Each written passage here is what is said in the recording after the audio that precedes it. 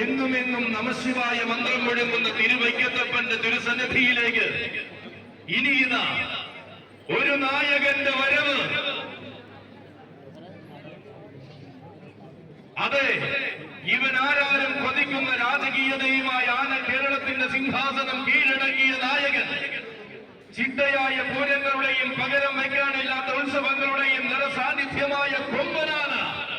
ചെമ്പട്ടു ജയിലിൽ ഒറിഞ്ഞെടുത്ത് വാഴുന്ന ചിറക്കൽ ഭഗവതി മകൻ ഇതാ കടന്നു വരികയാണവൻ.